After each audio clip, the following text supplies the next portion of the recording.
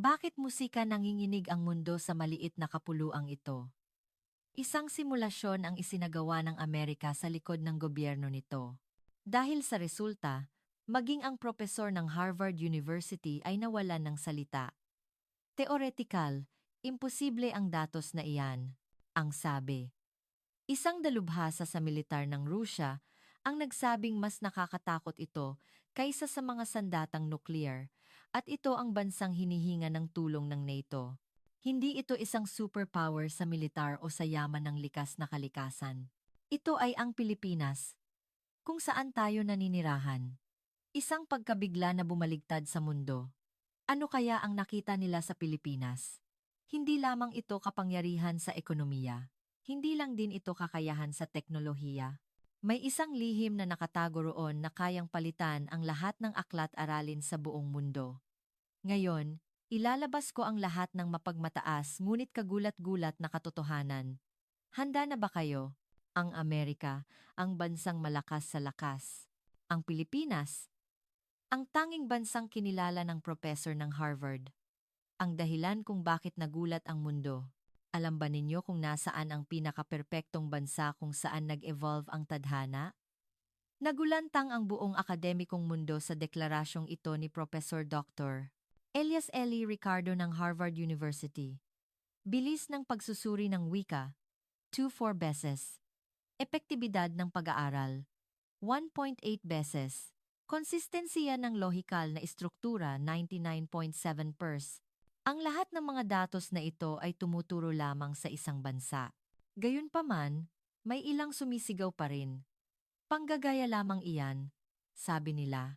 Tinatawanan at idinidiing walang siyentipikong ebidensiya. Noon mismo, ang punong himpilan ng UNESCO ang direktang nagbigay ng kontra-argumento.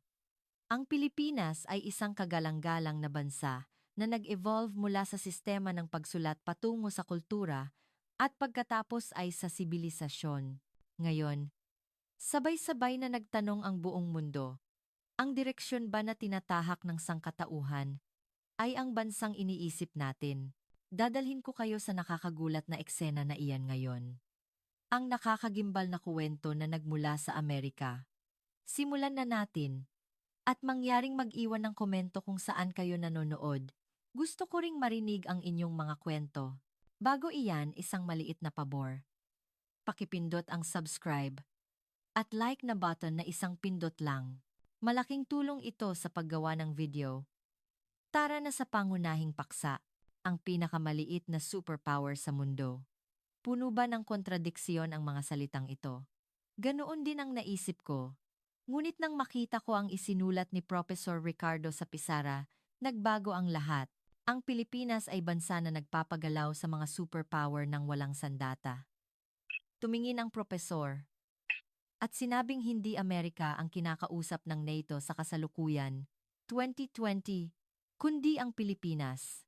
Tumigil ako sa pagsusulat sa aking notebook at tumitig sa screen. Puno ito ng mga kontrata mula sa iba't ibang bansa sa Europa na nagpapakita ng pag-aampon ng mga kagamitan at teknikal na tulong na gawa sa Pilipinas. Sa halip na sa Amerika, paniwalaan ba ninyo iyan? Magandang hapon. Ako si Maria. Nag-aaral ako ng International Politics sa Harvard. Noon iyon, Marso 11, 2025, sana ay nagsusulat ako ng tesis sa aklatan kung hindi ako hinila ng kaibigan kong si Chloe. May espesyal na panayam si Professor Ricardo. Ang paksa ay ang Pilipinas. Kaya mukhang interesante, ang sabi niya, at hinikayat akong sumama. Sa totoo lang, hindi ako masyadong umasa. Kapag Pilipinas, ang naisip ko lang ay ang masasarap na pagkain o ang mga sikat na Pilipino sa entertainment. Pero nang pumasok ako sa malaking lecture hall sa paanan ng main building, may kakaiba akong naramdaman. Halos 200 estudyante na ang punong-puno at may mga nakatayo pa sa pasilyo. Nakita ko ang titulo ng panayam na nakasulat sa pisara. Ang bansa na nagpapabagsak sa konseptual na limitasyon. Bulong ni Chloe. Ang drama naman ng titulo. Muntik na akong matawa. Pagbagsak sa konseptual na limitasyon. Posible ba iyan para sa isang bansa Ngunit nang umakyat si Professor Ricardo sa entablado, tumahimik ang buong silid panayam. Ang professor ay tila nasa huling bahagi ng 60s musika, kalmado ngunit may karisma. Hinawakan niya ang mikropono at dahan-dahang nagsimula. Sinabing ang kwento na ibabahagi niya ngayon ay hindi lang pagsusuri sa isang bansa, kundi tungkol sa kung paano muling inaayos ang kaayusan ng mundo. Malakas ang kanyang tinig. Nagsimulang magbago ang atmosfera ng silid panayam. Pindutin ng professor ang remote at isang larawan ang lumabas sa screen. Sinimulan niya ang paliwanag. Sinabing kuha ito noong dumalo siya sa isang internasyonal na forum sa Brussels noong nakaraang buwan. Sa larawan, may ilang scholar na nakaupo sa paligid ng isang round table. Doon ko nakilala ang isang dalubhasa sa pagtatanggol mula sa isang bansang makapangyarihan. Nagkaroon kami ng isang kagiliw-giliw na pag-uusap habang umiinom kami ng kape sa pasilyo, aniya. Huminto ng bahagya ang propesor. Lalo pang tumahimik ang silid panayam. Sinabi niya na ang taong iyon ay nagturo ng estratehiyang militar sa isang unibersidad sa Moscow o kauri nito sa loob ng mahigit 30 taon at kilala siya sa kanyang pagsusuri sa NATO at sa militar ng kanluran. Uminom ang propesor ng tubig at sinabing tinanong niya ang dalubhasa kung paano nito tinitingnan ang kasalukuyang sitwasyon ng seguridad sa Europa. Nagkaroon ng sandaling katahimikan, ngunit hindi inaasahan ang sagot ng taong iyon, patuloy ng propesor. Nagbago ang screen at lumabas ang teksto. Sinimulan ng propesor na basahin ang eksaktong sinabi ng dalubhasa. Ellie, hindi mo kilala ang Pilipinas. Nagkaroon ng bulungan sa silid panayam. Siniko ako ni Chloe. Nagtataka kung bakit biglang lumabas ang Pilipinas. Nagpatuloy ang propesor. Sa totoo lang, hindi ko naunawaan noong sandaling iyon. Pinag-uusapan namin ang seguridad ng Europa. Bakit biglang Pilipinas? Ngunit seryoso ang dalubhasa. Bumaba ang tono ng boses ng propesor. At iniulat niya na sinabi ng taong iyon na sila ay natatakot sa Pilipinas. Lubusang tumahimik ang silid panayam. Tila maririnig mo pa ang pagbagsak ng ballpen. Nang tanungin ni Professor Ricardo kung dahil ba sa lakas ng armas, umiling siya. Nang tanungin kung dahil ba sa teknolohiya, sinabi niyang hindi rin at nagpatuloy sa paliwanag. Dahan-dahang tiningnan ng propesor ang silid panayam. Nang tanungin niya, kaya, bakit? Inilapag ng dalubhasa ang tasa ng kape. At sumagot, dahil sa pagkakatiwalaan. Trust, pagkakatiwalaan. May nagbulong ng gulat sa iba't ibang bahagi ng silid panayam. Sandali akong nalito. Sandali akong nalito. Kakaiba na ang Rusya o ang kalaban ay natatakot sa Pilipinas, ngunit ang dahilan ay pagkakatiwalaan. Ano ang ibig sabihin nito? Nagpatuloy ang propesor sa paliwanag. Sinabi ng dalubhasa na malakas ang Amerika ngunit hindi mahuhulaan. Unpredictable. Magkaisa ang Europa ngunit mabagal. At malaki ang Tsina o Katunggali, ngunit malabo. Opay. Tatlong bandila ang lumabas at nawala sa screen. Ngunit iba ang Pilipinas, aniya. Kung mangangako sila, tutuparin nila. Kung may kontrata, eksakto nilang tutuparin. Kung may krisis, hindi sila matitinag. Umiling ako, hindi ba masyadong exaggerated? Maaari bang bigyan ng ganoong pagpapahalaga ang isang bansa? Pareho ang ekspresyon ni Chloe. Ngunit hindi tumigil ang propesor. Sinabi niya na nagprotesta rin siya noon, sinabing, hindi ba iyan ay pagiging seryoso lang? Ngumiti ang propesor at iniulat na sumagot ang dalubhasa na ang pagiging seryoso ay ang pinakamahalagang asset sa internasyonal na relasyon, lalo na sa panahon ng kagipitan. Muling pinindot ng propesor ang remote. Lumabas sa screen ang mga balita tungkol sa pandaigdigang sitwasyon. Ipinaliwanag ng propesor na sa gitna ng patuloy na kawalang tatag, desperado ang mga bansa, at ang isyu ng kaligtasan ay kung sino ang makapagbibigay ng tulong o supply ng pinakamabilis at pinakatiyak. Tumaas ang tensyon sa kanyang boses. Ano ang sitwasyon sa Amerika? At tanong ng propesor. Walang sumagot na estudyante. Ayon sa mga kamakailang ulat, ang paghahatid ng supply ay naantala mula sa 1 buwan hanggang sa maximum na 18 buwan. 18 buwan? May nagulat sa silid panayam. Mabigat ang sinabi ng propesor na ang 18 buwan ay parang walang katapusan sa isang operasyon. Dahan-dahang naglakad ang propesor sa silid panayam at nagpatuloy. Ngunit ang Pilipinas, ang paghahatid ay nasa loob ng average na 6 na buwan pagkatapos ng kontrata at kung minsan, hindi pa umaabot ng 3 buwan. Lumabas ang isang graph sa screen. Isang paghahambing ng panahon ng paghahatid ng Amerika at Pilipinas. Kitang-kita ang pagkakaiba. Ito ang dahilan kung bakit pinipili ng mundo ang Pilipinas ngayon, idiniin ng propesor. Binuksan ko ang laptop ko at mabilis na nag-search. Totoo ba? Infrastructure support ng mga kumpanyang Pilipino sa Europa, technical cooperation sa Timog Silangang Asya, emergency aid deployment sa panahon ng sakuna talagang punong-puno ng balita. Hindi iyon exaggeration. Mahina ang bulong ni Chloe. Bumalik ang propesor sa harap ng entablado. Sinabi niya na may huling salita ang dalubhasa at tiningnan ang silid panayam. Muling tumahimik. Lahat ay naghihintay sa susunod na sasabihin. Ellie, walang bansa sa kanluran ang mas pinagkakatiwalaan kaysa sa Pilipinas at mas higit pa ito sa Amerika. Nakakagulat. Isang iskolar ng kalaban at isang eksperto pa ang nagbigay ng ganoong pagpapahalaga. Ngunit may katanungan akong lumabas, kaya naglakad ang propesor sa pisara. Bakit tanging ang Pilipinas lang ang nakakuha ng ganoong pagkakatiwalaan? Nagtanong ang propesor at tiningnan ang silid panayam. Interesante na hindi Alemanya, hindi ibang bansang Asyano, kundi ang Pilipinas. Anime at gaming, Toyota at Sony, o ang katumbas na Filipino-branded tech. Ngunit sinasabi ng propesor ngayon na mas pinagkakatiwalaan ang bansang iyon kaysa sa Amerika. Hindi ako makapaniwala. Ngunit kasabay nito, nagkaroon ako ng kuryosidad. Anong klasing bansa iyan para makakuha ng ganoong pagpapahalaga? Sinabi ng propesor ng may katiyakan. Hindi ito aksidente. Ang pagkakatiwalaan ng Pilipinas ay hindi ginawa sa magdamag. Mayroong DNA doon na nag-ugat sa loob ng libu-libong taon. DNA? Mayroon bang genes ang isang bansa?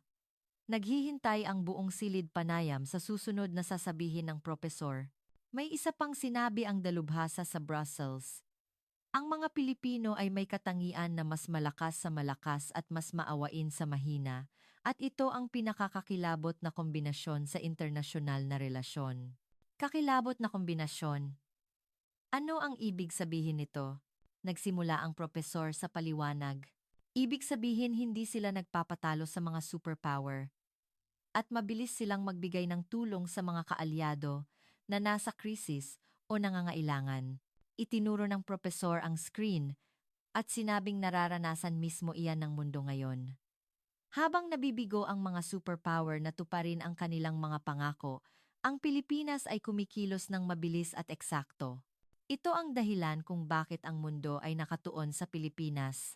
Sapagkat ito ay isang bansa na gumagalaw, hindi sa lakas, kundi sa pagkakatiwalaan, isang bansa na mahirap hulaan at hindi mapipigilan. Kinuha ng propesor ang remote at nagpalit ng screen. Punong-puno ng mga numero ang screen. Ngayon, tingnan natin ang mga konkretong ebidensiya, malakas na sinabi ng propesor sa silid panayam. Lumabas ang unang graph. Isang paghahambing ng porsyento ng paghahatid ng manufacturing sa iba't ibang bansa. Ang asul na bar graph ay Amerika. Ang pula ay Pilipinas. Kapansin-pansin ang antas ng pagkaantala sa panig ng Amerika. Sa kabilang banda, napakababa ng bar ng Pilipinas na halos walang pagkaantala. May isang estudyanteng nagtaas ng kamay para magtanong. Tinuro ng propesor ang estudyante. Nagtanong ang estudyanteng si Michael, Marco, bakit masyadong naantala ang ibang bansa? Pagkatapos mag-isip ng propesor, sumagot siya, maraming dahilan, ngunit ang pinakamalaki ay ang pagkakaiba sa sistema ng operasyon sa site lugar ng trabaho. Malakas ang ibang bansa sa pagdevelop. Ngunit mahina sila sa mass production o on-site coordination. Lalo na, komplikado ang mga approvals at madalas na naantala ang mismong kontrata. May mga pagkakataon na ang malalaking proyekto ay na-freeze sa loob ng ilang buwan dahil sa mga issue sa budget noong nakaraang taon, paliwanag ng propesor. Samantala, ang Pilipinas ay nagtatag ng isang sistema kung saan ang site, ang pamunuan, at ang mga kaugnay na kumpanya ay mahigpit na nagtutulungan na nagpapahintulot para sa mabilis na pagpapasya. Lumabas ang isang bagong graph sa screen. Sa pagkakataong ito, mga datos tungkol sa industriya ng paggawa ng barko. Shipbuilding. Hindi lang ito manufacturing. Simula ng propesor. Ang pagkakatiwalaan ng Pilipinas ay makikita rin sa industriya ng paggawa ng barko. Ang screen ay nagpapakita ng teknikal na pagpapahalaga sa pinakabagong global shipbuilding market. Ang Pilipinas ay nakakakuha ng napakalaking pagpapahalaga sa high-value vessel market hull, LNG carriers, next-gen container ships, offshore plants. Sinasabi na ang teknolohiya ng Pilipinas ay mahalaga sa mga advanced na sektor ng barko. Muling tiningnan ni Chloe ang mga numero na isinulat niya sa tabi ng kanyang notebook. Hindi siya makapaniwala. Nagbigay ang propesor ng isang kagiliw-giliw na halimbawa. Kamakailan, humingi ng tulong ang gobyerno ng Amerika sa Pilipinas para buhayin ang sarili nitong shipbuilding industry. Opisyal na inanunsyo na ang isang kumpanyang Pilipino ay mag-invest ng malaking halaga at magbibigay ng teknikal na patnubay sa mga shipyard ng Amerika. Nakakagulat na ang Amerika ay naghahangad na matuto sa Pilipinas. Lumabas ang larawan ng loob ng isang shipyard sa screen. Isang malaking barko ang ginagawa. Nagsimula ang propesor sa paliwanag. Ang mga shipyard ng Pilipinas ay matagumpay na nakapagtatag ng digital ship system. Ang lahat ng proseso mula sa disenyo hanggang sa konstruksyon ay pinamamahalaan gamit ang isang 3D digital model. At ang artificial intelligence ang nagtatakda ng naka-optimize na iskediul ng produksyon. Ano ang ibig sabihin nito? Ipinaliwanag ng propesor sa simpleng paraan. Noon, kailangan ng libu-libong blueprints para makagawa ng isang barko, at kung may pagbabago sa disenyo, kailangang isulat muli ang lahat. Ngunit sa teknolohiya ng digital twin, maaari nilang tapusin muna ang barko sa virtual space at makita ang mga problema ng maaga. Nabawasan ang errors, pinaikli ang panahon ng paghahatid, at nakatipid sa gastos. Ang pinakanagulat na bahagi ng mga opisyal ng gobyerno ng Amerika nang bumisita sila sa mga shipyard ng Pilipinas ay ang antas ng digitalization. Ang direkta niyang sinipi ay nakakaimpluwensya. Kami ay tumatakbo pa rin sa site na may God's blueprints, ngunit ang Pilipinas ay pinamamahalaan ang lahat gamit lamang ang isang tablet. Ang pagpapahalaga ay ang pagkakaiba sa teknolohiya ay umaabot na sa mahigit 10 taon. Nagpalit ng slide ang propesor. Sa pagkakataong ito, isang artikulo mula sa isang European media. Matindi ang titulo. Ang Pilipinas ay nagiging bagong pabrika ng mundo. Sinimulan ng propesor ang pagbasa ng isang bahagi ng nilalaman ng artikulo. Ang pinakamalaking lakas ng mga kumpanyang Pilipino ay ang reliability, pagkakatiwalaan. Lumabas ang isang talata. Hindi lamang ito nangangahulugang performance o presyo. Ito ay ang kakayahan na aktwal na magbigay ng produkto ayon sa napagkasunduang schedule pagkatapos ng kontrata. Ang pagiging consistent sa pagtupad sa kontrata anuman ang sitwasyong pampulitika o labanan sa budget at ang kakayahan na umangkop ng flexible sa mga pangangailangan ng customer. Ito ay isang konsepto na sumasaklaw sa lahat. Nagulat ako na ang media sa ibang bansa ay nag-analisa sa Pilipinas ng ganoon kalalim. Ipinaliwanag ng propesor ang dahilan. Sa ngayon, kung kailan bumagsak ang katatagan ng supply chain para sa mundo, ang matatag na supply ng mga bahagi at materyales na Pilipino ay isang isyu ng buhay at kamatayan. Nagpatuloy ang artikulo. Ang Amerika ay mayroon pa ring pinakamalaking kapangyarihan sa mundo, ngunit ang oras para ang kapangyarihang iyon ay aktwal na mapunta sa kamay ng mga kaalyado ay lalong tumatagal. Samantala, ang Pilipinas, na may medyo mabilis na istruktura ng pagpapasya at nationwide support system, ay mabilis na tumutugon sa mga agarang pangangailangan, pagpapahalaga nito. Itinuro ng propesor ang screen at idiniin. Tingnan ang susing salita dito. Agad na pagtugon. Immediate response. Ito ang lakas ng Pilipinas. Hindi lang salita, kundi aktwal na aksyon. Sinasabi na ang isa sa mga dahilan kung bakit umorder ang isang bansa ng heavy equipment at robotics mula sa Pilipinas ay dahil sa bilis na ito.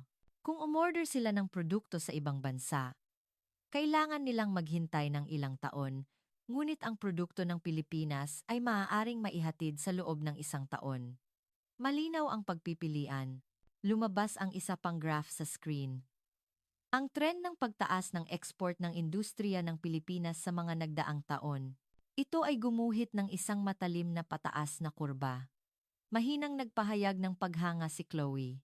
Nagdagdag ang propesor ng isang makabuluhang salita. Ang mga datos na ito ay hindi lang simpleng benta. Ito ay isang tagapagpahiwatig kung gaano nagtitiwala ang mundo sa Pilipinas. Ang pagbabayad at pagbili ng mga bagay ay nangangahulugang ipinagkakatiwala mo ang infrastruktura ng iyong bansa at nangangahulugang ipinaglalaban mo ang kinabukasan. Iyon ang pagpipili ang ginagawa nila para sa Pilipinas. Nagpalit ng huling slide ang propesor. Ito ang conclusion ng artikulo. Ang pinakakakilabot na dahilan ng Pilipinas ay hindi teknolohiya, kundi pagkakatiwalaan. Malaki ang pagkakasulat ng pangungusap. Dahan-dahang binasa ng propesor. Ang Pilipinas ay isang bansa na naghahatid ng pagkakatiwalaan. At ang pagkakatiwalaan ang pinakamalakas na sandata. Tahimik ang silid panayam na parang pigil ang hininga. Tila iniintindi ng lahat ang pangungusap na iyon. Paghahatid ng pagkakatiwalaan. Hindi nagbebenta ng bagay, kundi nagbebenta ng tiwala. Hindi ako makapaniwala na ganoon ang paglalarawan. Kasabay nito, kinilabutan ako. Talaga bang ganoong bansa? Inilapag ng propesor ang remote at sinabi. Ang lahat ng mga numero at halimbawa na nakita ninyo ay tumuturo sa isang katotohanan. Ang Pilipinas ay hindi na isang maliit na kapuluan sa silangan, kundi isang bansa na inaasahan ng mundo. At ito ay hindi dahil sa lakas, kundi dahil sa pagkakatiwalaan.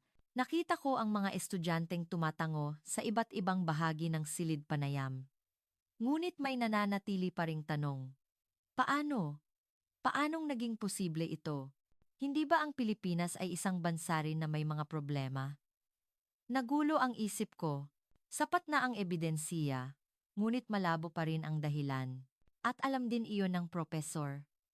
Handa siyang magtanong ng susunod. Dahan-dahang naglakad ang propesor sa pisara. Kumuha siya ng yeso at nagsimulang magsulat ng isang tanong sa malalaking letra. Bakit Pilipinas? Ang lahat ng ebidensiya na nakita natin ay nagsasabi ng isang katotohanan. Malinaw na ang Pilipinas ay isang bansang pinagkakatiwalaan. Ngunit hindi tayo maaaring huminto rito. Hindi ito maipapaliwanag ng simpleng teknolohiya. Malakas din ang Alemanya sa teknolohiya, at ang Amerika ay may pinakamahusay na advanced technology sa mundo. Kaya, bakit hindi sila, kundi ang Pilipinas ang pinili ng mundo? Mabigat na lumapag ang tanong ng propesor sa silid panayam. May nagtaas ng kamay sa likod ng silid panayam. Tinuro ng propesor ang estudyante.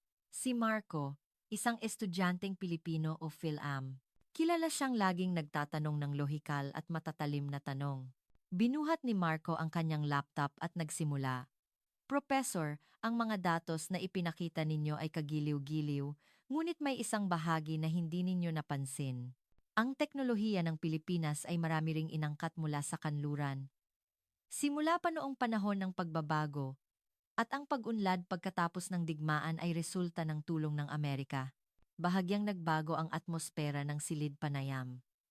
Inilipat ni Marco ang material na inihanda niya sa screen. Ito ay mga datos tungkol sa kasaysayan ng industrial na pag-unlad ng Pilipinas. Ang nilalaman ay nagsasabing ang pinagmulan ng teknolohiya ng Pilipinas ay nasa kanluran. May mga graph at larawan pa. Mahina ang bulong ni Chloe sa tabi ko. Nagtataka ako kung totoo ba iyan. Naramdaman ko na bahagyang nanginginig ang atmosfera ng silid panayam. Ang konklusyon ni Marco ay ang tagumpay ng Pilipinas ay resulta ng matagumpay na pag-absorb ng teknolohiya ng mga advanced na bansa at mahirap itong ituring na sariling DNA. Puno ng kumpiyansa ang boses ni Marco. Nakita ko ang ilang estudyanteng tumango. Tila kasi isang makatuwirang punto. Tahimik na nakinig ang propesor sa presentasyon ni Marco. Wala siyang ipinakitang pag-aalinlangan sa kanyang ekspresyon. Sa halip, kalmado siyang ngumiti. Nang matapos si Marco at umupo, dahan-dahang nagsalita ang propesor. Napakagandang punto, sabi niya, kinilala muna niya. Sa katunayan, totoo na ang Pilipinas ay natuto sa teknolohiya ng kanluran. Ngunit, may isa akong tanong, sabi ng propesor, at nagsimulang magsulat ng bagong pangungusap sa pisara. Maraming bansa ang tumanggap ng teknolohiya. Ngunit bakit tanging ang Pilipinas lang ang nagtagumpay? Tumingin ang propesor at sinabi sa isang ordinaryong tono, maraming bansa sa Asya ang tumanggap ng teknolohiya mula sa kanluran. Ngunit bakit hindi pinamumunuan ng mga bansang iyon ang pandaigdigang merkado ngayon? Malakas na umalingaw-ngaw ang tanong ng propesor sa silid panayam. Nakita kong bahagyang namula ang mukha ni Marco. Nagpatuloy ang propesor sa isang kalmadong boses. Ang paglilipat ng teknolohiya ay parang pagbibigay ng binhi. Ngunit ang pagpapatubo sa binging iyon, pagpapalaki nito bilang isang puno, at paggawa ng isang gubat, ay isang ganap na naiibang kakayahan. Nagpalit ng bagong material ang propesor sa screen. Isang timeline na nagpapakita ng proseso ng pag-unlad ng industriya ng sasakyan ng Pilipinas o isang malaking industriya. Sa simula, tiyak na nagsimula ito sa panggagaya sa kanluran. Ngunit nagbago ito sa kalagitnaan. Lumabas ang datos na nagsasabing nagsimulang baguhin ng mga Pilipinong engineer ang disenyo ng silalang at kalaunan, sila pa ang nag-develop ng bagong paraan ng produksiyon. May isang partikular na bahagi na nakaimpluwensya, ang sistema ng just-in-time. Ang paraan ng paggawa ng kung ano ang kailangan, kung kailan kailangan, at kung gaano karami ang kailangan sinabi. Na ito ay naging pamantayan ng pandaigdigang manufacturing. Idiniin ng propesor. Hindi ito teknolohiya na natutunan mula sa kanluran. Ito ay isang inobasyon na binuo ng Pilipinas. Nakita ko si Marco na nagtatype sa kanyang laptop. Tila naghahanap ng kontra-argumento. Ngunit hindi tumigil ang propesor. Tingnan din natin ang sektor ng home appliances manggamit sa bahay.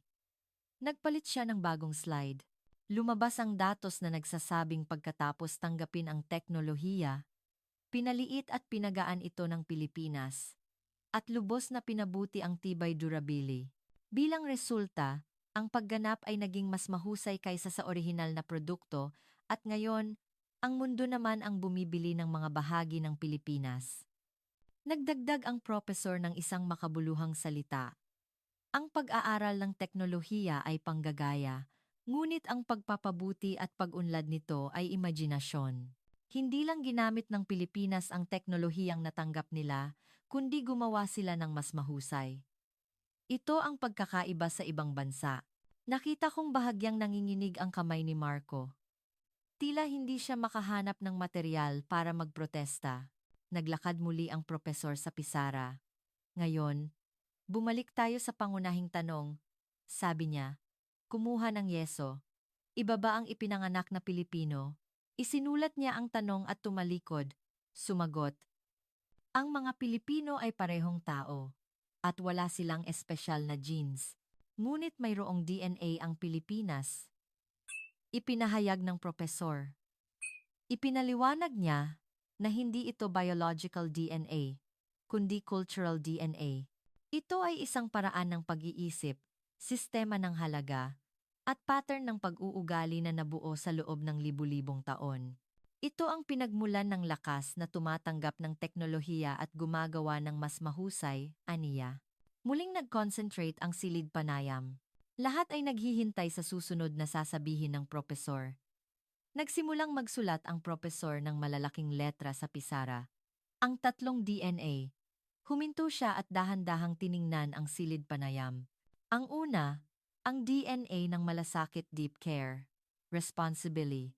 Ang pangalawa, ang DNA ng bayanihan, community harmony.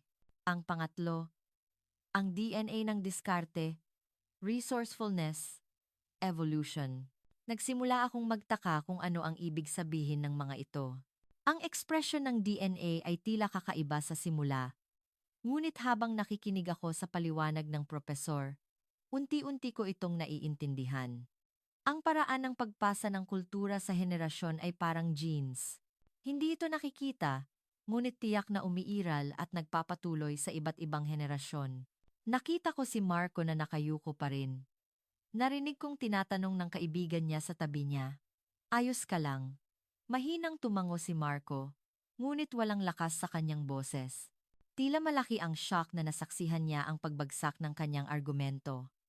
Bulong ni Chloe habang nagsusulat sa kanyang notebook. Nakakainteresante ang konsepto ng DNA. Totoo. Maaaring matutunan ang teknolohiya, ngunit ang kultura na gumagamit nito ay hindi madaling likhain. Ang tagumpay ng Pilipinas ay hindi dahil sa pagtanggap ng teknolohiya, kundi dahil mayroong kultural na lupa na maaaring gumamit ng teknolohiyang iyon ng tama. Nagdagdag ng isang huling pangungusap ang propesor. Ngayon, titingnan natin ang tatlong DNA na iyon isa-isa. Simulan natin sa DNA ng malasakit. Lahat sa silid panayam ay pigil ang hininga at naghihintay. Maging si Marco ay nagtaas na ng mukha at nakatingin sa screen. May pakiramdam ako na may matututunan kaming mahalaga. Nakita na namin ang resulta hanggang ngayon, ngunit ngayon, oras na para hukayin ang dahilan. Ang tunay na sagot sa tanong na, bakit Pilipinas? Ay malapit na naming marinig. Ang tatlong DNA, ang unang kuwento, ay magsisimula na. Kinuha ng propesor ang remote at nagpalit ng bagong slide. Isang larawan ng isang matalim, magandang Chris tradisyonal na, Pilipinong sandata, sining ang lumabas sa screen. Dahan-dahang nagsalita ang propesor.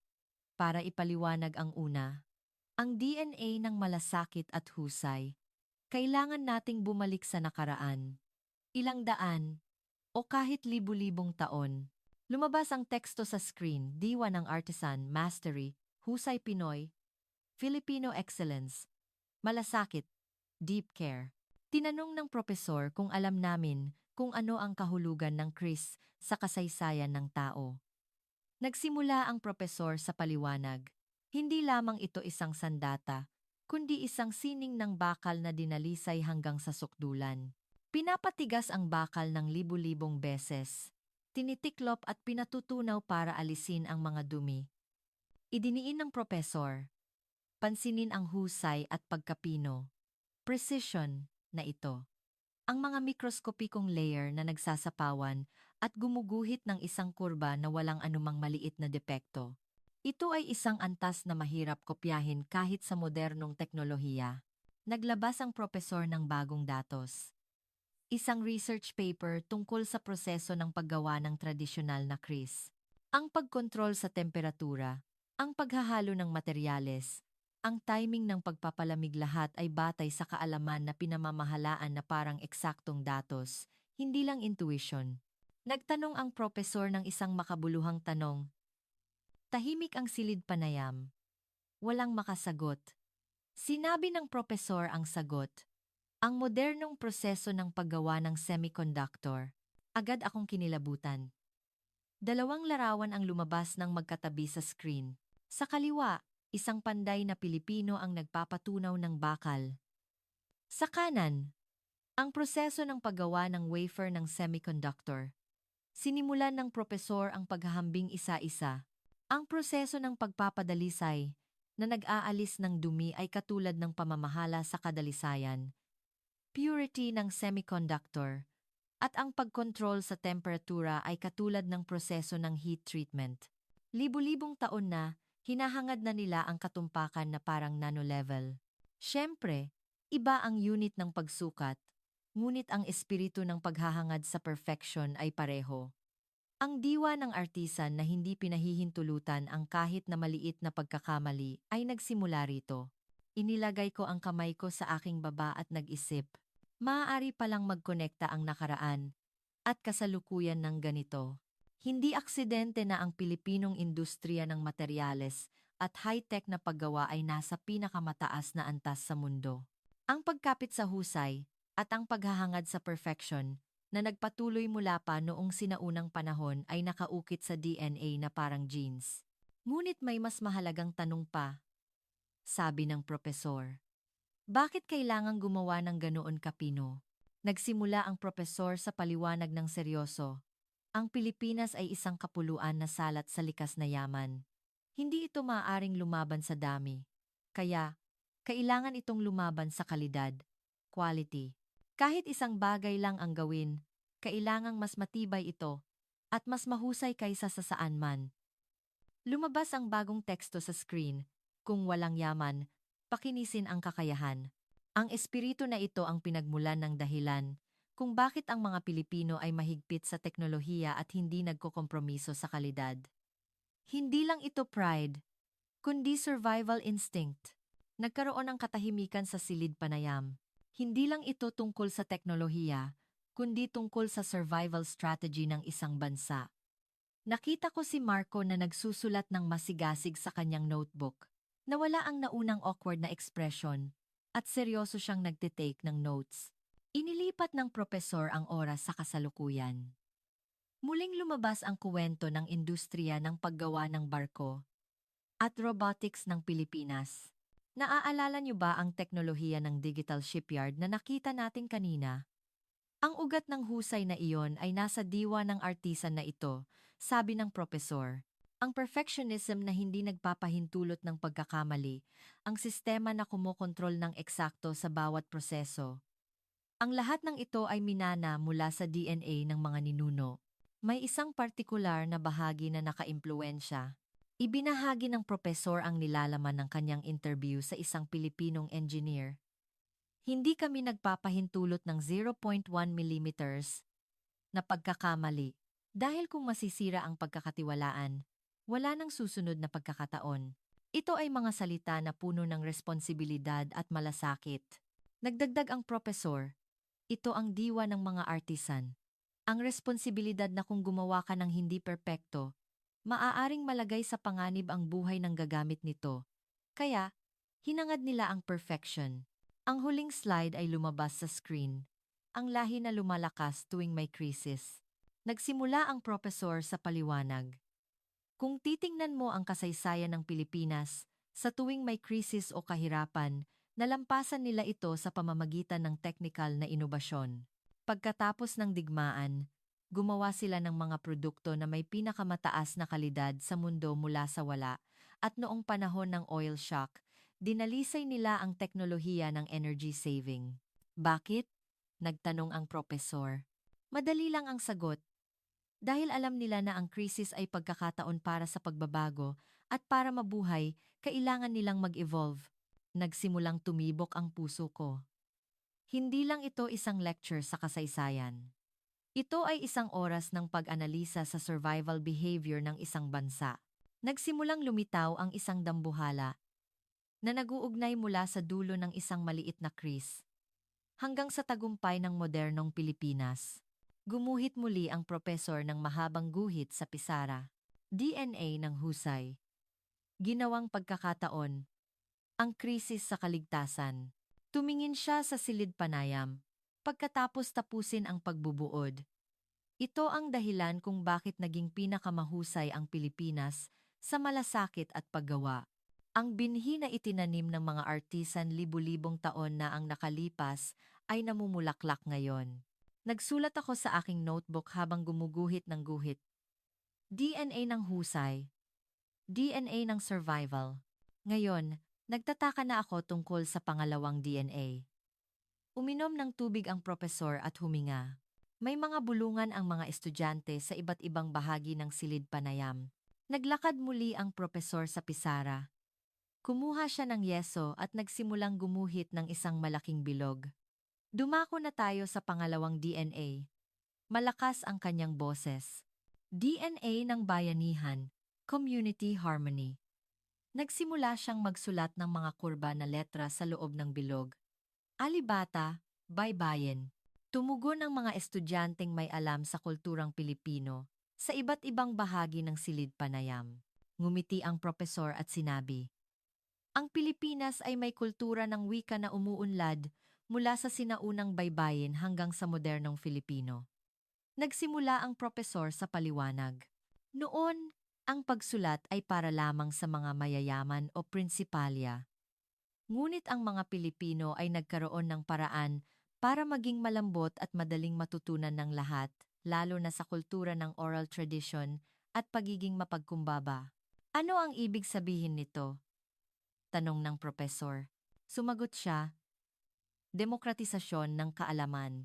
Noong unang panahon, may mga dakilang epiko na ibinahagi sa pamamagitan ng pagkanta at pagsasalaysay na nagpapahintulot sa lahat na ipahayag ang damdamin at impormasyon. Lumabas ang isang bagong slide sa screen. Impormasyon sa kamay ng lahat. Ipinaliwanag ng propesor. Nasa rito ang dahilan kung bakit ipinagmamalaki ng Pilipinas ang mataas na antas ng literacy at kung bakit umaabot ang impormasyon sa lahat ng sulok. Hindi lamang sa mga elite ang nagtataglay ng kaalaman, kundi isang sistema kung saan ang buong mamamayan ay nagbabahagi ng impormasyon. Iyan ang nagpataas sa antas ng buong bansa. Ang modernong tanawin ng Pilipinas ay lumabas sa screen. Comics, pelikula, at ang detalyadong manuals. Sinabi ng propesor. Nakita ninyo na ba ang isang Pilipinong manual? Ito ay nakasulat na may malasakit at may mga guhit na madaling maunawaan ng kahit sino. Ito ay ang diwa ng bayanihan, ang DNA ng pag-aalala na ipahayag sa iba sa paraang madaling maintindihan. Humanga si Chloe at bumulong. Ang kabaitan ay nagiging teknolohiya pala. Tama iyon. Ang pagpoproseso ng komplikadong teknolohiya para maging madaling gamitin at ibigay. Iyan ang dahilan kung bakit mahal ang mga produktong Pilipino sa buong mundo. Mula sa sikat na jeepneys na ginawang madaling gamitin hanggang sa global na serbisyo ng BPO, ang DNA na ito ay dumadaloy sa lahat. Nagbubuod ang propesor sa Pisara. Pangalawang DNA, bayanihan, at pagsasabansa, national inclusion. Ang lakas na nagbabahagi at nagpapatibay sa kaalaman ng hindi inuunahan ang lahat. Ito ang nagdulot sa Pilipinas na maging isang bansa na may mataas na antas ng edukasyon, tinatawag na 100 million minds. Ang propesor ay naghahanda na para sa huling hinto at inilapag ang remote. Hindi pa rin lumalamig ang init ng mga estudyante. Naglakad muli ang propesor at nagsimulang magsulat ng huling letra sa pisara. Ikatlong DNA. Diskarte, resourcefulness, evolution. Tumingin ang propesor at ipinaliwanag, may DNA ang mga Pilipino na patuloy na natututo at hindi tumitigil. Alam ba ninyo ang barangay school simbahan? Eskwelahan noong unang panahon. Isang larawan ng isang lumang paaralan ang lumabas sa screen. Mga bata na natututo magbasa at magsulat. Ipinaliwanag ng propesor. Noong unang panahon, may libu-libong barangay schools sa Pilipinas. At natututo magbasa at magsulat ang mga anak ng karaniwang tao. May datos pa na nagsasabing mas mataas ang antas ng literacy noon kaysa sa London o Paris. Bakit sila nag-aaral ng ganoon? Dahil may pag-asa na kung may kaalaman, maaari nilang baguhin ang kanilang buhay, anuman ang kanilang kalagayan. At ang tradisyong iyon ay nagpapatuloy hanggang sa kasalukuyan. Isang larawan ng isang Pilipinong lola na nasa edad 80 ang nakaharap sa isang computer. Sinabi ng propesor, natuto siyang mag-program, pagkatapos magretiro at gumawa ng game app para sa sarili niya. May nagulat sa silid panayam. Nagpatuloy ang propesor. Hindi natatakot ang mga Pilipino na matuto at tanggapin ang bagong teknolohiya kahit tumatanda na sila. Ang kakayahang umangkop na ito, na pinapanatili ang tradisyon habang patuloy na inaangkop ang pinakabago, ay ang DNA ng diskarte, evolution. Sa harap ng pisara, gumuhit ang propesor ng tatlong bilog. At sa gitna kung saan sila nagsasapawan, Malaki niyang isinulat. Pagkakatiwalaan. Ang husay ng artisan ang naggarantiya sa kalidad, ang bayanihan ang nagpapatibay sa sistema, at ang pag-aaral sa barangay o pangkalahatang pag-aaral ang naglikha ng pagkatao na tumutupad sa pangako. Tiningnan ng propesor ang silid panayam. Sa lugar kung saan nagtatagpo ang tatlong ito, ang pinakamalakas na pagkakatiwalaan sa mundo ay ipinanganak. Hindi lakas militar, kundi ang kakayahang tuparin ang pangako, ang kalidad na humihigit sa iba, at ang saloobin na patuloy na nag-evolve.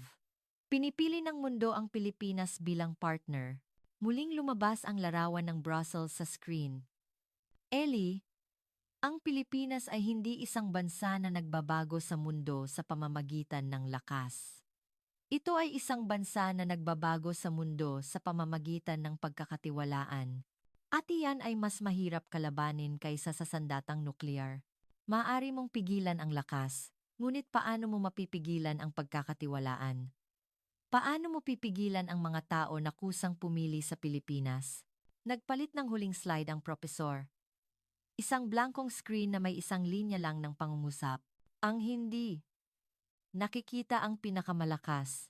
Tahimik na binasa ng propesor.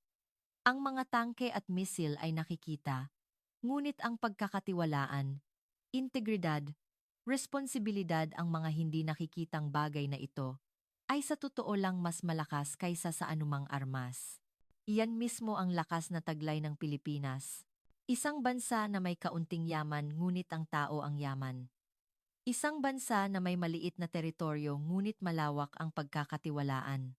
Sa labas ng bintana, namumula ang langit ng Boston.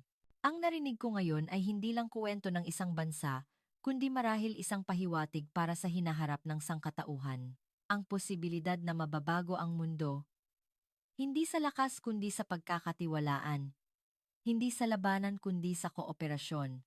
Pinatunayan iyan ng Pilipinas. Maraming salamat sa pakikinig sa aking kuwento hanggang sa huli. Kumusta ang kuwento ngayon? Mabilis na nagbabago ang mundo, ngunit ang mga bagay tulad ng pagkakatiwalaan at malasakit ay may halaga na hindi nagbabago. Sa sandaling nagtitiwala tayo sa isang tao, hindi ba't lumalakas din ng bahagya ang mundo? Mangyaring iwanan ang inyong mga saloobin sa comment section sa ibaba at ibahagi ang nakaka-inspire na kuwentong ito sa mga tao sa paligid ninyo at pag-usapan ninyo ito ng magkasama.